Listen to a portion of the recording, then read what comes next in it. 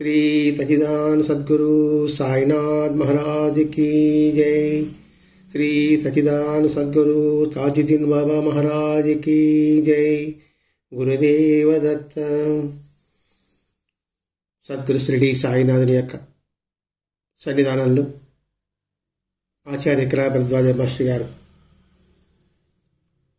యొక్క కృపా కటాక్షాలతో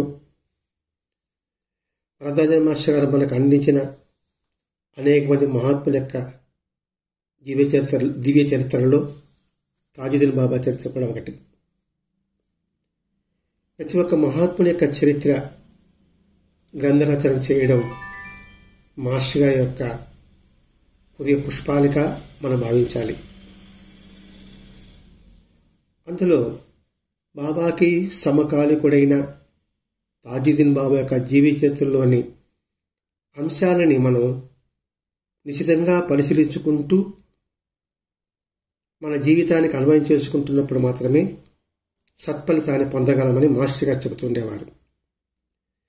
ప్రతి ఒక్క మహాత్ముడు యొక్క బోధ అద్భుతమైన దివ్యమైన బోధ. ఇక్కడ దివ్యమైన బోధ అంటే దివ్ అంటే వెలుగు, వెలుగుని ప్రసరింపజేసేది వారి యొక్క బోధలు. అంటే ఏమిటి? అజ్ఞానం అనే చీకటిని పారదోలి జ్ఞానం అనే వెలుగు నింపుతుంది వారి యొక్క మాట, వారి యొక్క చేతలన్నీ కూడా. అది మనం ప్రతి ఒక్క మహాత్ముని యొక్క బోధ దివ్యమైన బోధగా మనం గ్రహించాలి. తాజుద్దీన్ బాబా తన వద్దకు వచ్చే అందరి భక్తులకి ఎలా బోధ చేసేవారో ఆలోచిస్తే ఆశ్చర్యంగానే ఉంటుంది. ఆ బోధని మనం గమనించడం మనకెంతో ఉపయోగకరంగా ఉంటుంది. ఏదో ఎవరో ఒక భక్తుడికి సంబంధించింది అనే భావనగా మనం ఎప్పుడూ అలా గమనించకూడదు, గ్రహించకూడదు. ఒకరొక మంచి మాట చెప్పారు అంటే అది అందరికీ సంబంధించింది. ఇప్పుడు వేమన శతకం ఉంది, మరి వేమన రాసిన పద్యాలన్నీ కూడా ఆ కాలానికి సంబంధించిందేనా లేదా అక్కడ వారికి సంబంధించిందేనా అని ఆలోచించాలి మనం. ఆ కాలానికి అక్కడ వారికితో పాటు భావి తరాల వారికి కూడా అది ఎంతో ఉపయోగకరంగా ఉంటుంది. అది వేమన బోధలు కావచ్చు, నీతి శతకాలు కావచ్చు, మంచి మాట ఏదైనా కావచ్చు. కానీ ఇక్కడ తాజుద్దీన్ బాబా యొక్క బోధ గమనిస్తే మనకెంతో ఉపయోగకరంగా ఉంటుంది అని రాస్తాడు మాస్టర్ గారు. ఇక్కడ గమనిస్తే, గమనించడం మొదలు పెడితే, అలా గమనించకుండా వింటూ పోతూ ఉన్నాం అనుకోండి, పెద్దగా ఉపయోగకరంగా ఉండదు. కాకపోతే కాస్త ఉపయోగకరం. ఎందుకంటే ఆ సమయంలో పిచ్చాపాటి మాట్లాడుకోకుండా ఇది చదవడం మాత్రం ఉంటుంది. బాహ్యంగా పిచ్చాపాటి మాట్లాడకుండా ఉండడం ఉండొచ్చేమో, కానీ ఆంతరికంగా మాత్రం పిచ్చాపాటి కబుర్ల కోసం ఆసక్తిగా ఉండవచ్చేమో. ఎందుకు ఇలా మనం తెలియజేసుకుంటున్నామంటే, ఇప్పుడు భగవంతుని యొక్క అవతారాలు ఎందుకోసం ప్రకటమయ్యాయి? దుష్ట శిక్షణ కోసం, శిష్టులను రక్షించడం కోసం. ఇప్పుడు రామావతారం రావణాసురుడి యొక్క రాక్షసత్వాన్ని నిర్మూలించడం కోసంగా, 2 విశ్వామిత్రుడి యాగాన్ని పాడు చేస్తున్న రాక్షసుని సంహరించడం కోసంగా రాముని అవతారం జరిగింది. కృష్ణావతారం ధర్మరాజు లాంటి సత్పురుషుల్ని రక్షించడం కోసంగా, దుర్యోధనాలని అహంకారపతుల వారిని శిక్షించడం కోసంగా కృష్ణావతారం వచ్చింది. అంటే ఏంటి? రోగం వచ్చిన తర్వాత అవతారాలు దిగాయి. ఇక్కడ మహాత్ముల యొక్క అవతారం ఏంటంటే రోగం రాకుండా నిర్మూలించడం కోసంగా వాళ్ళు అవతరించారు. బాగా మనం మహాత్ముల యొక్క అవతరణకి, దేవతల యొక్క అవతరణకి మనం ఇక్కడ గుర్తించాలి. రోగం వచ్చాక దానికి వైద్యం చేసే నెపంతో వచ్చారు దేవతలు. ఇది రాముడు, కృష్ణుడు అవతారాలన్నీ కూడా, ఇది 10 అవతారాలు కూడా. ఇక్కడ రోగం రావడానికి కారణాలను అన్వేషించి దాన్ని రూపుమాపే క్రియ సృష్టిలో ఉంది, ప్రకృతిలో ఉందన్నమాట. అంటే జబ్బు రాకుండా మందు వేసుకోవడానికి అవకాశం ఒకటి ఉంది. ఈ రెండవ కోవకు చెందిన వారు మహాత్ములు. మనలో ఏది అధర్మం అనేది రాకుండా చేయడం కోసంగా దానికోసం మందిస్తున్నారు. చెప్పాలంటే పోలియో డ్రాప్స్, పోలియో రాకుండా డ్రాప్స్ ఇస్తుంటే ఆ పోలియో డ్రాప్స్ మహాత్ములు. అర్థమైన భావించుకుంటున్నాం ఇక్కడ. అందుకని అవతారాలు రోగం వచ్చినాక వాళ్ళు అవతరించారు, వీళ్ళు రోగం రాకుండా చేయడం కోసంగా వీళ్ళు అవతరించారు. ఈ మహాత్ములు శిక్షించడం ఉండదు, ప్రజలను ధర్మంలోకి మేల్కొల్పడం ఉంటుంది. సమాజంలో నైతిక విలువలను ప్రతిష్ఠించి అధర్మం తలెత్తకుండా వీళ్ళు శ్రద్ధ వహిస్తారు. బాగా నమ్ముకోవాలి. ఇక్కడ మహాత్ములు శిక్షించడం అనేది ఉండదు, అధర్మం తలెత్తకుండా మనలో ప్రబోధిస్తారు. సమాజంలో నైతిక విలువలను ప్రతిష్ఠించి అధర్మం రానికుండా చేస్తారు. ఇది మహాత్ములు చేసేది. మనల్ని ధర్మంలోకి మేల్కొల్పుతారు. అందుకని వాళ్ళ దివ్య బోధలు అంటున్నామండి ఇక్కడ. ఒకసారి ఒక సాధువు వచ్చాడు బాబా దగ్గరికి. నాకు ఉపదేశం కావాలని అడిగాడు. అతనితో బాబా అన్నాడు, ఆ కుక్కను చంపి నా దగ్గర తీసుకురా, మన ఇద్దరం కలిసి దాన్ని భోజనం చేద్దాం. ఏం అర్థమవుతుంది ఇది? ఆ కుక్కను చెప్పి నా దగ్గర తీసుకురా, మనిద్దరం కలిసి దానిని భోజనం చేద్దాం అన్నాడు. అంటే బాబా యొక్క, అందుకే ఇక్కడ బాబా మాస్టర్ గమనించు అన్నాడు. అంటే ఆ సాధువు ప్రాపంచిక వ్యామోహాలు చిక్కుకుని ఉన్నాడని దాని అర్థం. అది బాబాకు తెలుసు. మరి కుక్కను చంపి కుక్కని ప్రాపంచిక విలువలతో వ్యామోహంతో ఎందుకు పోల్చారు? ఆ వ్యామోహాన్ని ఆయన కుక్కగా ఎందుకు సంబోధించారు? ఇట్లా కూడా మనం ఆలోచించాలండి. ఈ ప్రపంచమంతా శవం వంటిది, కుక్కలు మాత్రమే దానికోసం వెతుకుతాయి. ప్రపంచమంతా శవము అన్నాడు. శవం అంటే ప్రాణం లేనిది, నశ్వరమైనది. మరి ఈ ప్రపంచంలో మనం చూసే అది వ్యక్తి, పదార్థము, వస్తువులు అన్నీ కూడా నశ్వరము, అశాశ్వతమైనది. ఆ అశాశ్వతమైన దానికోసమే జనులు పరిగెత్తుంటారు. అందుకని ఆ అశాశ్వతాన్ని నశింపు చేయి, దాన్ని నిర్మూలన చేయి. ఇది బాబా చెప్పిన దాంట్లో అంత అర్థం ఉందండి. కుక్కలు మాత్రమే దానికోసం వెతుకుతాయి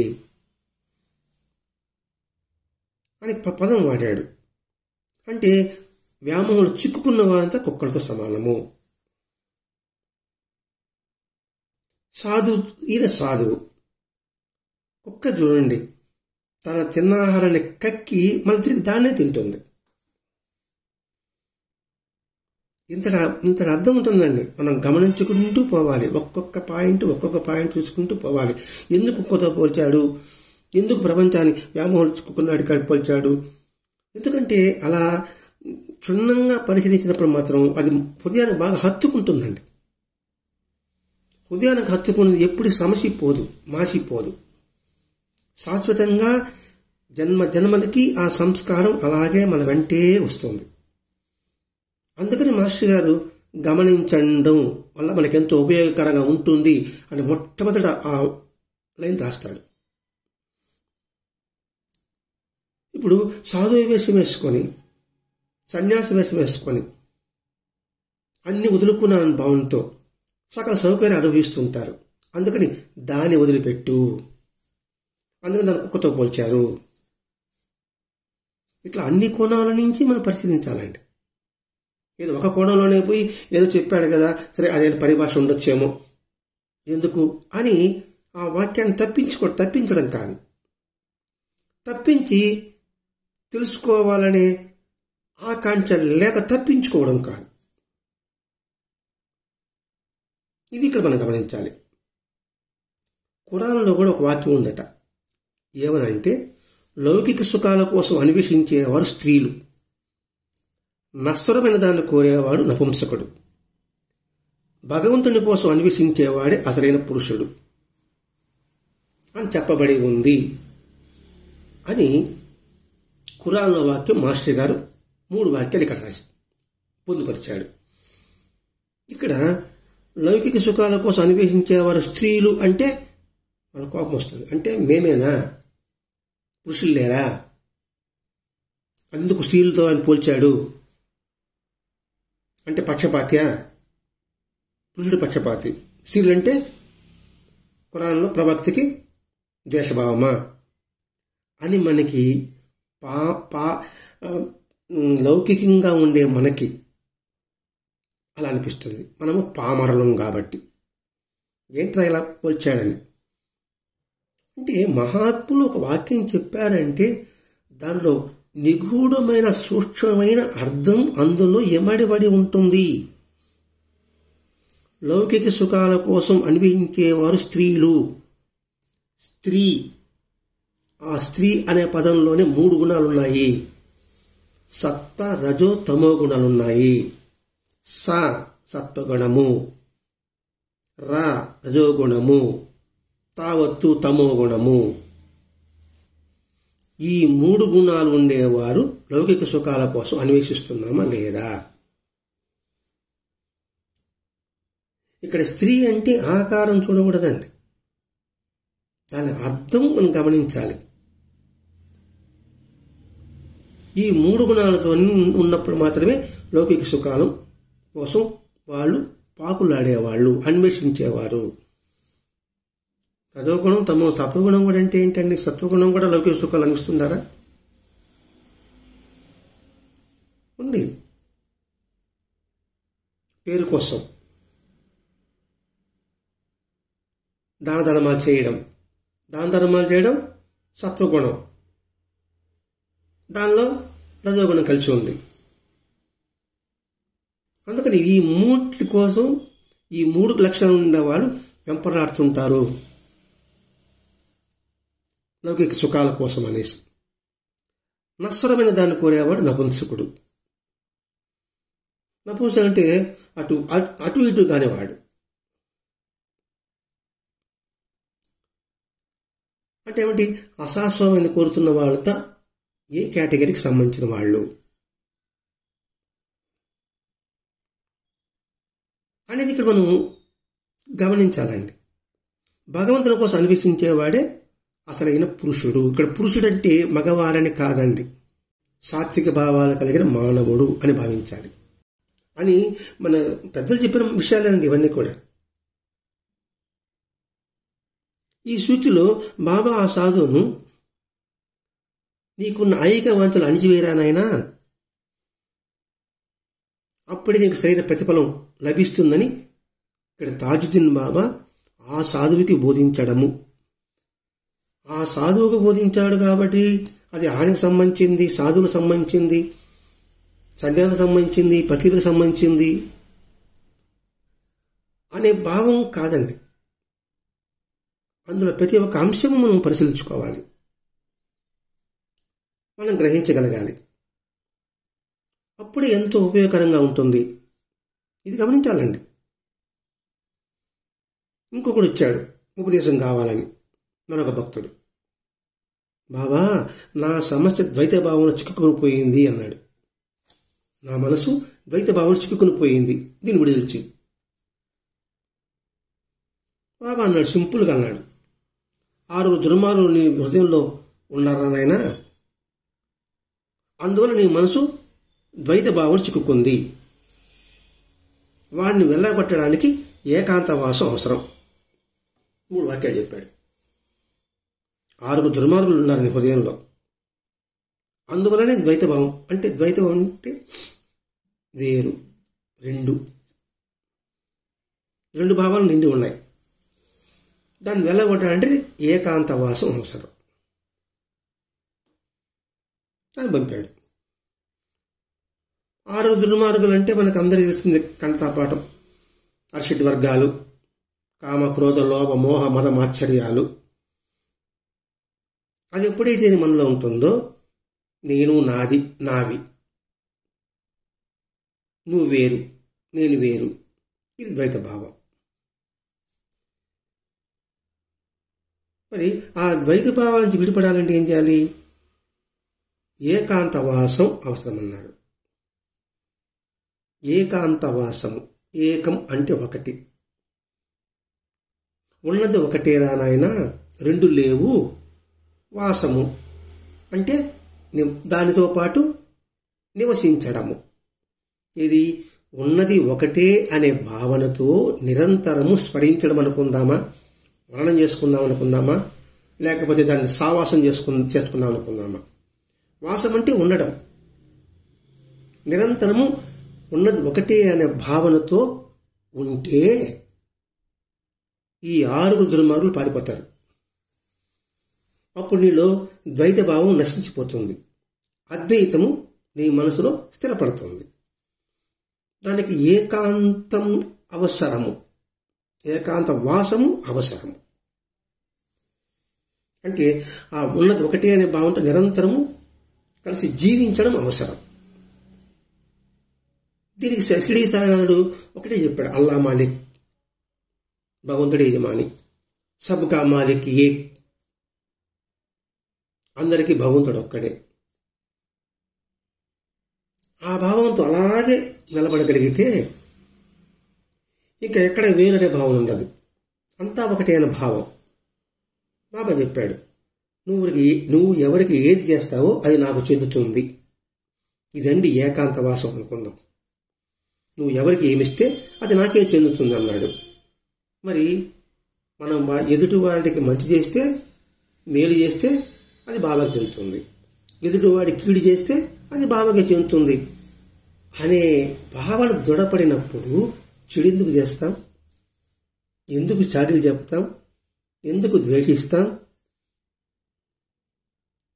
ఎందుకు మన రజోగుణం ప్రబలుతుంది, తమోగుణం ప్రబలుతుంది? తమోగుణం అంటే ఎవరు నెత్తిన చేతి పెడితే వాడిని నశనమైపోవాలా. రజోగుణం అంటే 10 మంది బాధపడుతుంటే సంతోషపడాలా.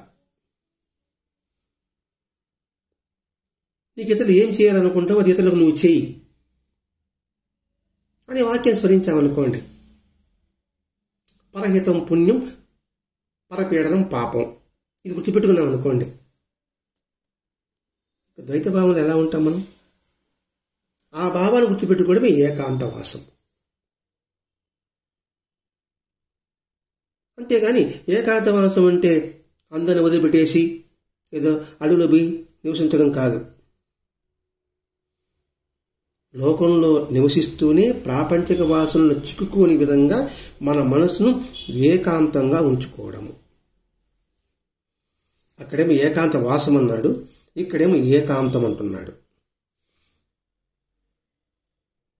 ఏకాంతము అనే ఒక్క వాక్యం చెప్పుకోంటే తనలో తాను తన్మయత్వం చెందడం. ఒంటరి అంటే తనకి ఎవరు లేరు అని భావించడం.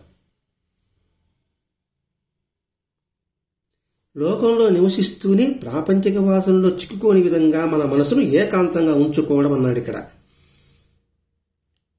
అంటే ఈ ప్రపంచంలోనే ఉండు, ఆ ప్రపంచం తనతో రమించుకుంటూ ఉండు, ఈ ప్రపంచానికి అంటుకోకుండా ఉండాలి. దాని పెద్ద తామరాకు మీద నీటి బుట్టులాగా ఉండురా ఆయన అన్నాడు. తామరాకు నీళ్ళలోంచి వచ్చింది, కానీ ఒక నీటి బుట్టు వేస్తే దానికి అంటుకోదు, ముత్యంలాగా ఉంటుంది. ఆ ముత్యంలాగా ఉండడం ఏకాంతంగా ఉంచుకోవడం. ఇప్పుడు దానికి ఇంకొక దాన్ని చెప్తారండి, పనస పండు కోయాలంటే ఆ జిగురంతా మనకు అంటుకుంటుంది. మరి జిగురంతా అంటుకోకుండా ఏం చేసుకుంటాము, చేతికి నూనె పూసుకుంటాం. నూనె పూసుకుని ఆ పలసకున్నప్పటికీ ఆ జిగురు మనకు అంటుకోదు. ఆ నూనె వైరాగ్యం. వైరాగ్యం అంటే విడిచిపెట్టడం కాదు, వ్యామోహం లేకుండా ఉండడం,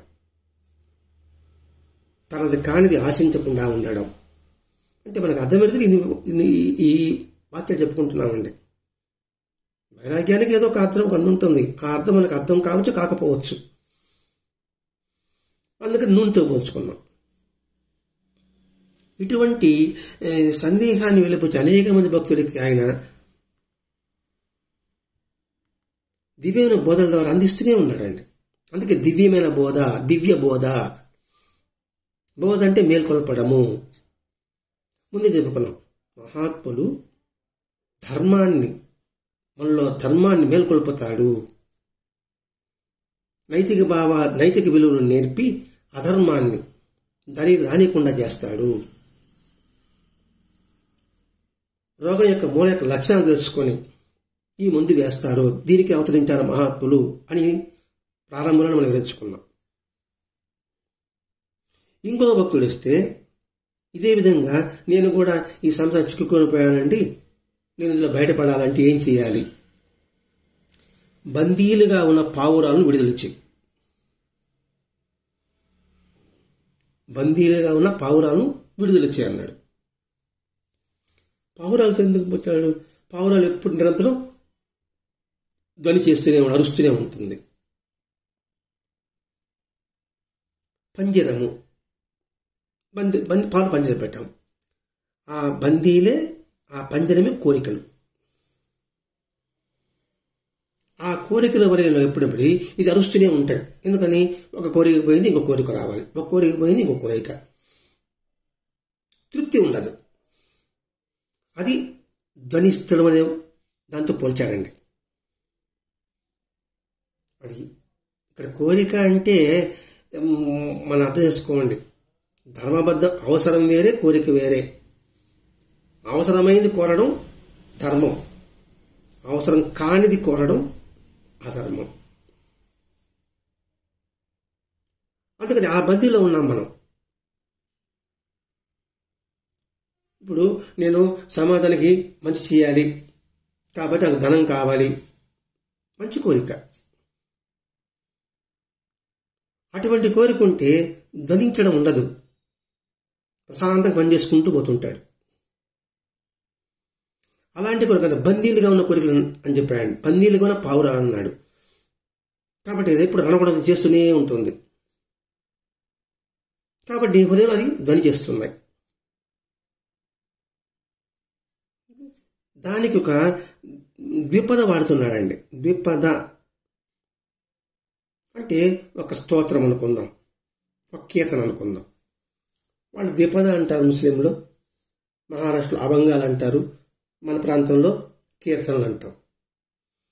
తిండి తిని తిరుగుతూ నిర్వహించు నీ విధి, పనులు మాని కూర్చోనడం కాదు కాదు విరక్తి, భగవంతుని మరిపించే ఆలోచనల స్రవంతి, అనుక్షణం పనికట్టుకు అరికట్టటే విరక్తి. మళ్ళా చెప్తున్నాం, తిండి తిని తిరుగుతూ నిర్వహించు నీ విధి. మామూలు మనకేమొస్తుంది, ఓహో ఆహారం తీసుకుంటూ ఉండాలి, మన ధర్మాన్ని మనం నిర్వర్తించాలి. ఇది పామరులైన మనం ఆలోచించే భావం. తిండిని తిని తిరుగుతూ నిర్వహించు నీ విధి. తిండి బాహ్యమైన ఆహారం కాదు, ఆంతరికమైన ఆహారం. ఆ ఆంతరిక ఆహారమే జ్ఞానం. ఆ జ్ఞానాన్ని పొందిన తర్వాత నిర్వహించు నీ విధి. ఆ జ్ఞానాన్ని సమాజానికి అందించడం నీ విధి. మహాత్ములందరూ కూడా ఎందుకు దేశ పర్యటన చేసుకుంటూ వచ్చారు? వాళ్ళు బాహ్యమైన తిండితో పాటు ఆంతరికమైన జ్ఞాన తిండిని కూడా తిన్నారు. తిని నిర్వహించు నీ విధి, నా డ్యూటీ, నేను తెలుసుకున్న ధర్మాన్ని 10 మందికి అందించడం. సాధించేంత వరకు సమాజానికి తెలపకు, సాధించిన మరుక్షణం సంఘాన్ని మరువకు. మాస్టర్ గారు చెప్పిన ఆ దానికి ఈ ఒక్క లైన్ సరిపోతుందండి. పనులు మాని కూర్చునడం కాదు కాదు విరక్తి. నువ్వు జ్ఞానాన్ని పొందేశావు, ఇవంతా నాకు అంత భ్రాంతి, కాబట్టి నేనే తపస్సు చేసుకుంటాను అని లౌకిక విషయంతో ఏ వ్యవహారం పట్టించుకోకుండా, సమాజానికి ఏమి అందివ్వకుండా నేను వైరాగ్యంలో ఉంటాము అనేది విరక్తి కాదు. మూడవది, భగవంతుని మరిపించే ఆలోచన స్రవంతి అనుక్షరం పనికట్టుకు అరికట్టుటే విరక్తి. 3 పాయింట్లు చెప్పాడండి. ముక్తికి 3 మార్గాలు అంటే 3 పాయింట్లు చెప్పాడు. భగవంతుని మరిపించే ఆలోచనల స్రవంతి. ఇక్కడ భగవంతుడు అంటే వ్యక్తి కాదండి, జ్ఞానాన్ని మరిపించే ఆలోచన ఏదైతే ఉంటుందో దాని అనుక్షణము పని కట్టుకుని వీలు చూసుకుని దాన్ని అరికట్టడమే విరక్తి. అంటే మంచి చేయడానికి ఏదైతే అడ్డు వస్తుంటుందో దాన్ని కనిపెట్టి అనుక్షణము దాన్ని అరికట్టు, దాన్ని విరక్తి అంటారయ్యా. నువ్వు జ్ఞానాన్ని పొంది నాకు ఏ సంబంధం లేదు, నేను నా అంతటికి నేను కూర్చుంటాను అనుకోది విరక్తి కాదు అనే విషయం చెప్తున్నాడండి ఇక్కడ. చూడండి, ఈ ఒక్క ద్విపదలో ఎంతటి భావం ఉంది. కాబట్టి ఈ ద్విపద చిత్తశాంతికి మార్గం, ఆత్మసంతృప్తికి మార్గం, ఆత్మశాంతికి మార్గం, ఆత్మానందానికి బ్రహ్మానందానికి ఈ వాక్యాలు సులభం. మరి ఇది దివ్యమైన బోధ కాదంటారా? అంతేకాండి, మన సత్సంగం చదువుకున్న తర్వాత మన పదే దీన్ని మననం చేసుకోవడం మనం అందరం ప్రయత్నం చేయాలండి. ఇంకొకడు వచ్చాడు, సంగీత విద్వాంసుడు చాంద్కా. అతడు బాబా దగ్గరికి వచ్చాడు, తాజుద్దీన్ బాబా దగ్గరికి వచ్చాడు. ఎక్కడి నుంచి వచ్చాడు? ఇండోర్ నుంచి వచ్చాడు. ఆయన బాబా మాకు ఏం తెలిసింది, ఒరే తాళాలు వేసిన గదిలో నుంచి బయట వచ్చాడరా, గొప్ప మహాత్ముడైనా ఆయన దర్శిద్దామని వచ్చాడు. బాబా దగ్గర చాలా కాలం నివసించాడు. తాజుద్దీన్ బాబా ఆయన దర్గా ఉన్న ప్రాంతం అంతా స్వయంగా చిమ్ముతూ చాంద్కంతో నేను నీ వెంటే ఉంటాను, నువ్వు ఇలాగే దర్గాన్ని చిమ్మమని చెప్పాడు. ఇది బాబా ఉన్న దర్గాలో తని చిమ్ముకుంటూ చాంద్కంతో అంటాడు, నేను నీ వెంటే ఉంటాను, నువ్వు ఇలాగే దర్గా చిమ్మమని చెప్పాడు. అలాగే దర్గాని చిమ్ముతూ శుభ్రం చేస్తునేవాడు. కొంతకాలానికి ఇతనికి ఈ సంగీత విద్వాంసుడే కదా, ఆ కచేరీల ద్వారా డబ్బు సంపాదించుకోవాలనే భావం ఎవరికి? ఈ చాంద్కానికి. ఒకరోజు బాబా అన్నాడు, సంగీతం ఆత్మానందాన్ని అనుభవించడానికి చక్కని సాధనం, అంతేగాని బతుకు తెరువు పనికి వచ్చి విద్య కాదు రానాయన అన్నాడు. ఎంతటి గూఢార్థం ఇందులో చూడండి. తను ఉన్న దర్గాన్ని తనే స్వయంగా చిమ్ముతూ ఉన్నాడు. ఎవరు? తాజుద్దీన్ బాబా. చిమ్మడం అంటే శుభ్రం చేయడం. తను నివసించిందే. ఎందుకు శుభ్రం చేస్తున్నారు అంటే దివ్య ఆత్మాను పొందిన ప్రతి ఒక్కడూ కూడా నిరంతరము ఆత్మ పరిశీలన చేసుకుంటూ ఉండవలసిందే. అందుకని నిరంతరం చిమ్ముకుంటూ ఉండవలసిందే అని మనకు నేర్పుతున్నాడండి. అంటే ఏంటి? నిరంతరము పర్యవేక్షించు అంటే ఆ దుమ్ము చేరుతూ ఉంటుంది, చేరుతున్నప్పుడు మనం చిమ్ముతూనే ఉండు అని ఒక భావం కాబోలు. రెండవది, నేను నీ వెంటే ఉంటా, నువ్వు ఇలాగే దర్గా చిమ్ము. ఎంతటి అభయం అండి అది. నేను నీ వెంటే ఉంటా, నువ్వు ఇలాగ చిమ్ముతూ ఉండు. ధైర్యం ఇచ్చాడు, అభయం ఇచ్చాడు. అంటే ఏమిటి? ఆ చిమ్మడానికి సహాయపడతాను నేను.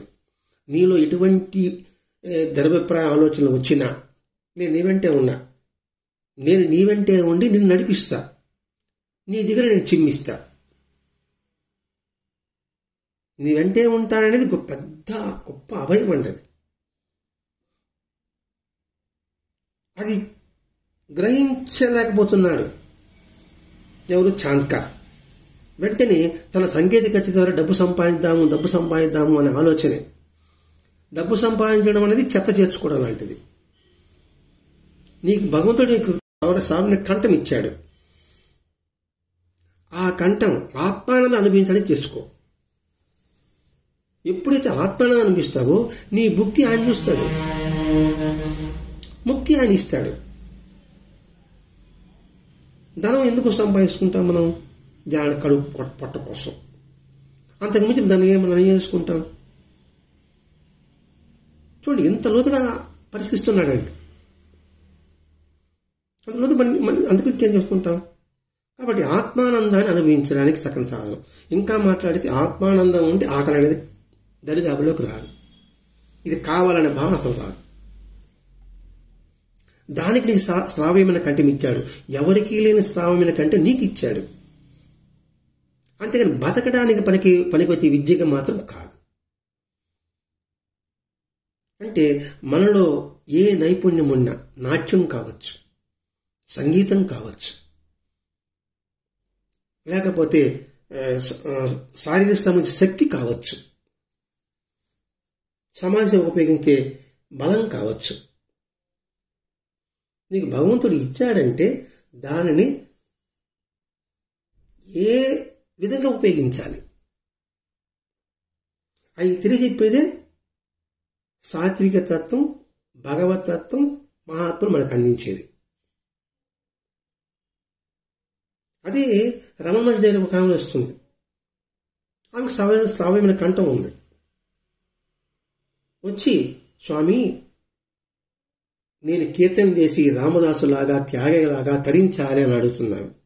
చిన్నగా నవ్వుతూ, వాళ్ళు తరించి పాడారమ్మా అన్నాడు. నేను పాడి వాళ్ళగా తరించాలి అని ఉంటుంది. అంటే ఏంటి? నీ దృష్టి అంతా కూడా ఎలా ఉంది? వాళ్ళు తరించేప్పుడు తన్మయత్వంతో పాడారు. కాబట్టి కీర్తన సంగీతం అనేది తన్మయత్వం కోసము. ఆ తన్మయత్వం అంటే తరించడమే. ఆ రమణ మహర్షి ఏం చెప్పాడు అదే చెప్తున్నాడు ఇక్కడ. సంగీతం ఆత్మానందం అనిపించడానికి ఇచ్చింది నీకు సకల సాధనం. అలాగే నీకు సత్యంగా చెప్పడానికి ఇచ్చింది గొప్పగా నీకు సకల సాధనం. తద్వారా నువ్వు తన్మయత్వం పొందు, ఇతరులను తన్మయత్వపరచు. భజన, కీర్తన, స్మరణ ఏదైనా కావచ్చు కాక. అంటే ఏంటి? భగవంతునికి సంతోషకరమైన రీతిగా దాన్ని ఉపయోగించు. అంతేకాని ప్రదర్శన కోసం మాత్రం కాదు. రెండవది, దాన్ని అడ్డు పెట్టుకొని స్వలాభం పొందడం కోసం కాదు. ఏది? నాలో ఉన్న నైపుణ్యాన్ని అడ్డు పెట్టుకొని స్వలాభం కోసంగా, అంటే స్వార్థం కోసంగా దాన్ని ఉపయోగించుకోవడం సరికాదు. ఇంకా ఎంత వివరణ కావాలండి? ఒకసారి ఒక నవాబు వచ్చాడు. అతడికి దాదాపు అప్పట్లోనే 18 లక్షల విలువ చేసే ఆస్తి కోర్టు వ్యవహారంలో ఉంది. అందులోంచి బయటపడాలని బాబా దగ్గరికి వచ్చాడు. బాబా వచ్చి బాబా టాంగులు అలా వెళ్తుంటే అక్కడ ఒక హరిజనుడు తన తల మీద గుడ్ల మూట ఉంచుకొని చపాతీలు తింటూ ఎదురుపడ్డాడు. వెంటనే టాంగాన్ని ఆపాడు. ఆ హరిజన్ దగ్గర నుంచి చపాతీల మూటను తీసుకున్నాడు. ఒక చెట్టు కింద కూర్చున్నాడు. హరిజనుడితో కలిసి తిరసాగాడు. ఒక చపాతీని సగానికి తుంచి తన వెంట వస్తున్న ఆ నవాబుకు అందించాడు. అందించి అంటున్నాడు, అంతా నీవే తినేటట్లయితే విరేచనాలు పట్టుకుంటాయి. ఇది అని చెప్పిన మాట. అంతా నీవే తింటే నీకు విరేచనాలు పట్టుకుంటాయి. అతను నవాబు బీడి అడిగాడు. బీడి ఇచ్చాడు. తను పొగ తాగుతున్నాడు. ఇదే సమయమని ఆ కోర్టు కాగితాలు తెచ్చి అనిపించాడు. వెంటనే బాబా ఆ వెలుగుతున్న బీడిని తీసి ఆ కాగితాల మీద కుట్టాడనమాట. అంటే ముద్రించినాడు. ఇదే నా ముద్రిక అన్నాడు. కాగితాలు కాల్చలేదండి. కాగితం మీద ఆర్పుతారు కదండి, ఆర్పిన మీద పెట్టుకుంటే అట్టుంటుంది అనమాట. అటుపడి నల్లగా మచ్చబడుతుంది. ఇదే నా ముద్రికనిచ్చేసాడు. అతడు వివేకవంతుడు. అప్పుడు అర్థం చేసుకున్నాడు, ఓహో నా ఆస్తి కూడా విభజించాలి కాబోలు. అంటే ఏంటి, అది అన్నదమ్ముల ఆస్తి కావచ్చు, ఇంకోటి ఏదైనా కావచ్చు కాక. ఓహో మనకి రావాల్సింది 18 లక్షల ఆస్తి కాదు, మనకి 9 లక్షల ఆస్తే. కాబట్టి ఆ గొడవని మనమే పరిష్కారం చేసుకుందాం అని తెలుసుకున్నాడు. ఇదండి వివేకం, తెలివితనం అంటే.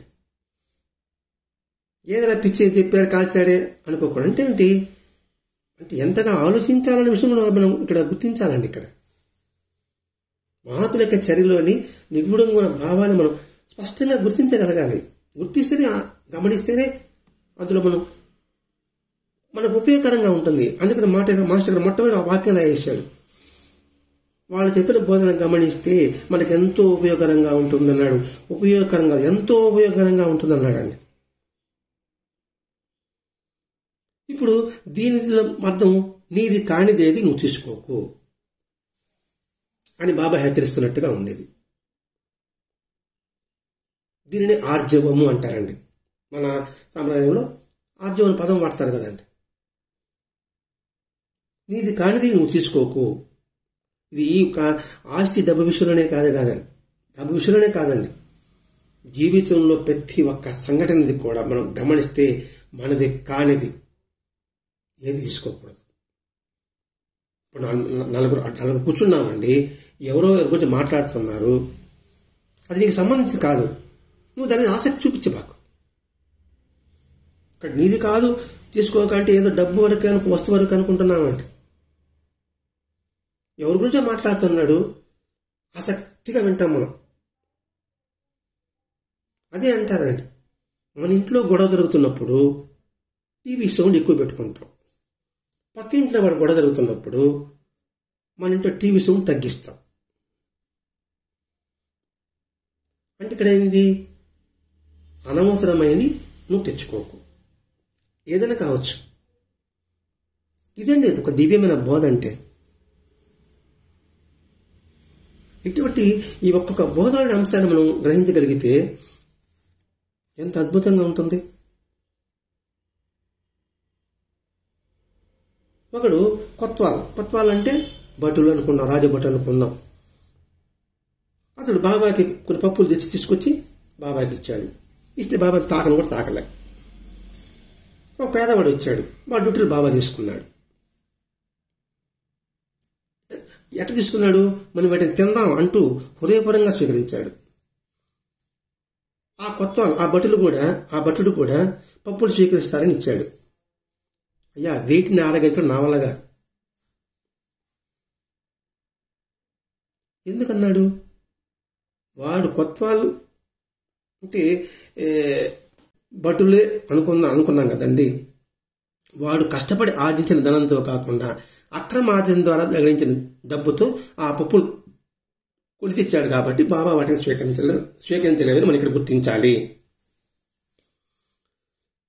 అన్యాయ ఆద్యతమని ఎప్పుడూ కూడా భగవంతుడు స్వీకరించాడు.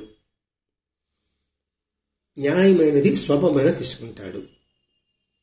దీనికి ఉదాహరణ కృష్ణ తులాభారం. సత్యభామ డబ్బుతో ఆయన కష్టపడి సంపాదించిన డబ్బా, కష్టపడి సంపాదించిన ధనమా,